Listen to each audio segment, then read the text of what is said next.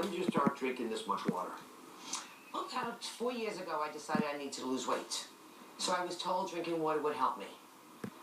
So I drank water, and I just continued, and it worked. So I just kept drinking more and more water, and now I'm addicted. Addicted to water? I really am. My water goes with me wherever I go. And Lynelle, how about you? Well, about 5 years ago, Dr. Oz, I had a cancer scare. Fortunately, it was benign. Good. And so that's when I started drinking a lot of water, getting on a more healthy regimen, and now I just chug, chug, chug.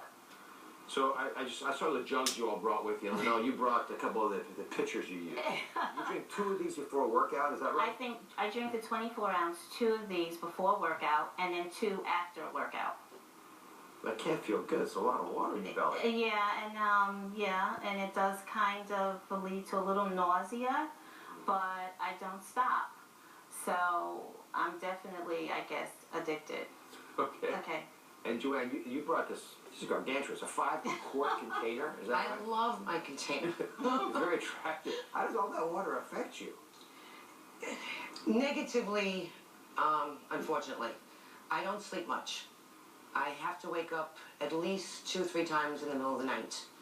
I can only sleep about 2.5 hours straight at once. I'm tired when I wake up, of course, because I'm not getting straight sleep. Sure. And also, I need to find the ladies' room wherever I go. Wherever. I mean, I find myself crossing my legs, which I'm sure so many women can empathize with me, just to hold it in. And I even had a bad incident once where, yes, What kind of a bad incident? That doesn't sound good. I did. Like you don't know, idiot. I could not hold it in.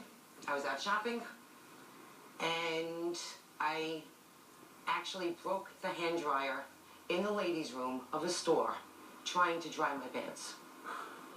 That's It a bad was incident. that embarrassing. All right. So let's talk about this word aquaholic. Okay. It's being used very much. It's not a clinical diagnosis. It's more like a disordered behavior, but something that obviously has some side effects. We want to deal with it. And you both have said you sort of feel addicted to this stuff. You have to have it with you. Yes. Is that true, Joanne? Yes. Reno's good. He's coming over with Lynelle as well. I'm going to show you, with those trusty water containers, everything that you're doing. So, first off, if you don't mind, pick the table with your name on it. You'll see why in a second. And we've been saying for years, everybody, you want to get 8 glasses of water a day, right? 8 glasses of water looks like this. And, even this we can talk about in a second. But in comparison, Lynelle, this is you, with about 20 glasses of water. It's a big difference between the 2 tables. Definitely. And we can move on a little further. Look at the 25, Joanne, that you have in comparison a day.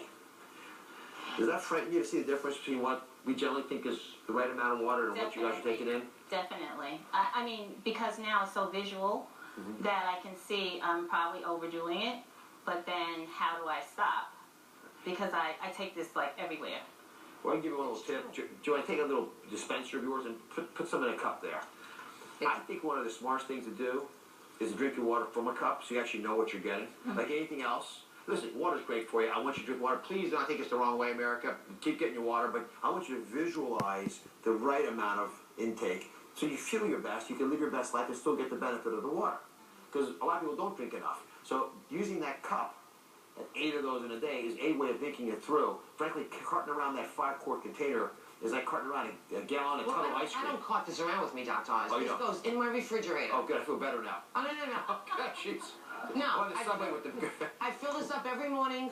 I put lemons in it. It goes in my refrigerator, and I actually Dispense fill from up. there. Yes, I fill up my water. Okay. Yes. You're pushing people away from you with that conversation. All right, so I'm going to toast to you. I'll grab one of these too.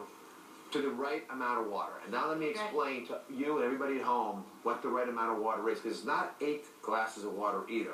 That was an old idea. We've got better ways of thinking about this. So let's get into those details. So instead of the 8 glasses a day, which is what we used to say based on information from the literally Second World War, that we don't think that's the best way of taking your water from now on. It's not a one-size-fits-all game. We all use different amounts of water. So I'm going to give you rules of thumb, unless you're sick, that you can use, and it starts off with trusting your body. Because when you're thirsty, you should get a glass of water.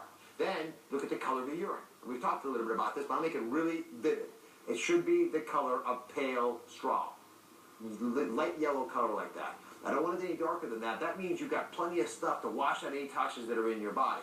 And one last little tip, especially for the Joannes of the world who aren't sleeping, I want you to limit your water within 2 to 3 hours of your bedtime. So it does not affect your sleep. Make sure you train yourself like you do your pets. Go to the bathroom right before you get in bed so you can get uninterrupted sleep throughout the night.